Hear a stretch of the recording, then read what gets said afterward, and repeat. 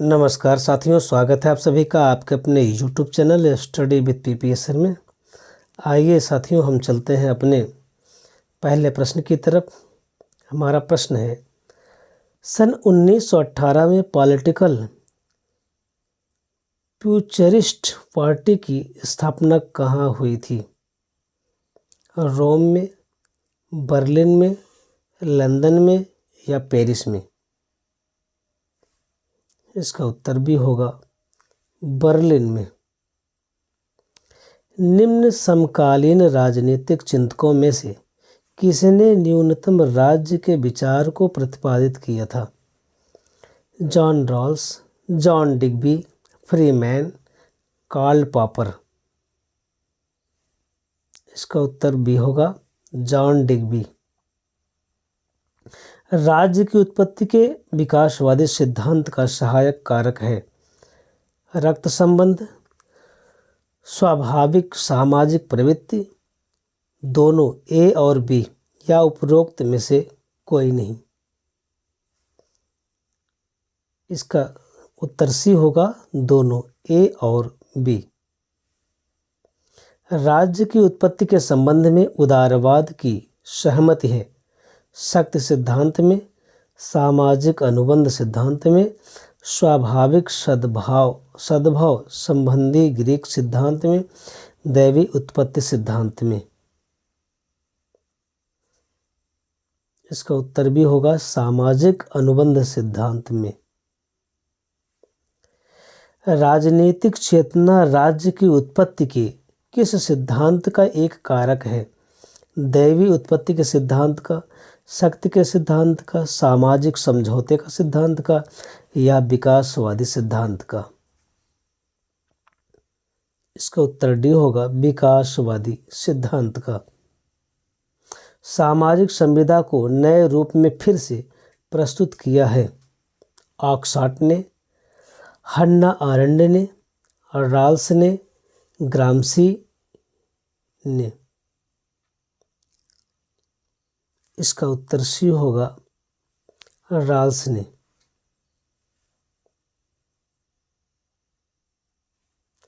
आइए हम पाश्चात्य राजनीतिक विचारक का शेष भाग देखते हैं।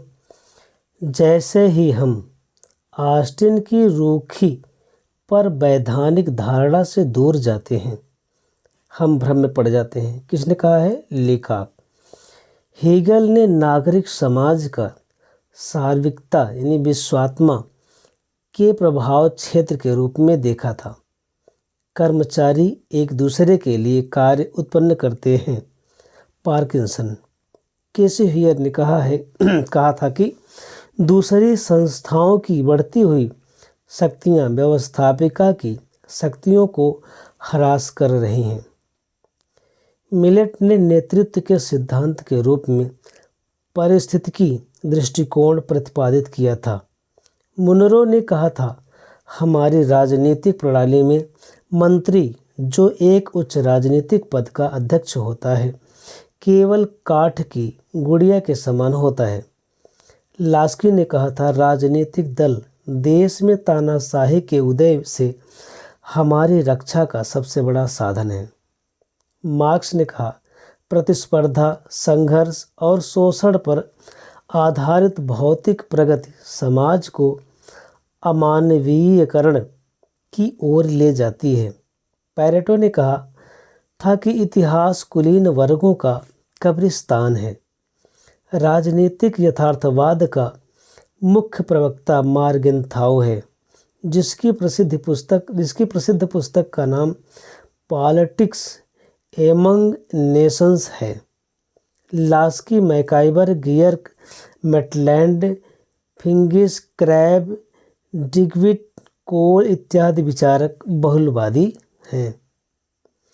फिर से एक बार सुनते हैं। लास्की, मैकाइवर, गियर्क, मेटलैंड, फिंगिस, क्रैब, डिग्वी, कोल इत्यादि विचारक बहुलवादी हैं। Hegel, Boda, halves, Austin, can't इत्यादि विचारक एकलवादी माने जाते हैं।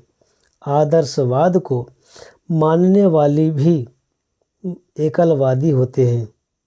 मानने वाले भी एकलवादी होते हैं। विलियम बायड का विचार था, कर्तव्यों के उचित क्रम निर्धारण का नाम नागरिकता है।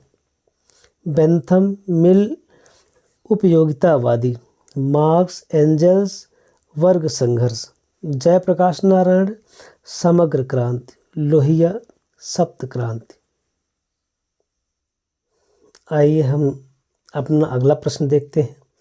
हाब्स ने शासन की निरंकुशता को इस आधार पर उचित ठहराया है कि राजा एक शाही शक्ति होता है, राजा को जनता ने चुना है, जनता शासन करने में अक्षम होता है, मानव प्रकृति झगड़ालू एवं दुष्कर्मी होता है।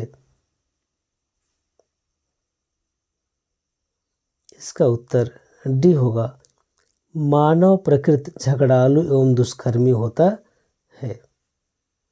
हाब्स के अनुसार प्राकृतिक अवस्था अनंत काल तक चल सकती थी यदि मनुष्य में निम्नलिखित में से एक कारक ना होता: आशा, लालच, विवेक तथा हिंसात्मक मृत्यु का भय व झगड़ालू प्रकृति।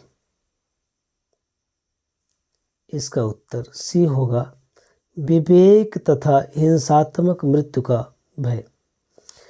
प्राकृतिक अवस्था में व्यक्ति का जीवन एकाकी, निर्धन, कुत्सित, पशुतुल्य और अल्प था। यह कथन किसका है? हाब्स, लॉक, रूसो एंड मिल। इसका उत्तर ए होगा, हाब्स। रूसो की राज दर्शन में सामान्य इच्छा प्रतिनिधित्व करती है, जनमत का, बहुमत का, अधिकतम लोगों के अधिकतम हित का, सामान्य हित की सामान्य चेतना का। इसका उत्तर डी होगा, सामान्य हित की सामान्य चेतना की। सामाजिक समझौते के लेखक यह सिद्ध करना चाहते हैं कि राज्य सर्वशक्तिमान है, राज्य सदैव सही होता है, राज्य को मनुष्य ने बनाया है, राज्य समाज से पहले का है। इसका उत्तर सी होगा, राज्य को मनुष्य ने बनाया है। निम्नलिखित में से किसका उदारवाद से मेल नहीं है? बुर्जुआ राज्य, प्रतिनिधि सरकार, लोक कल्याणकारी राज्य, सीमित सरकार। इसका उत्तर ए होगा, बुर्जुआ राज्य। राज्य के कार्यों की उदारवादी अवधारणा किसकी रचनाओं में मिलती है? कार्ल मार्क्स, लॉक, हीगल या मैकियावेली। इसका उत्तर भी होगा, लॉक।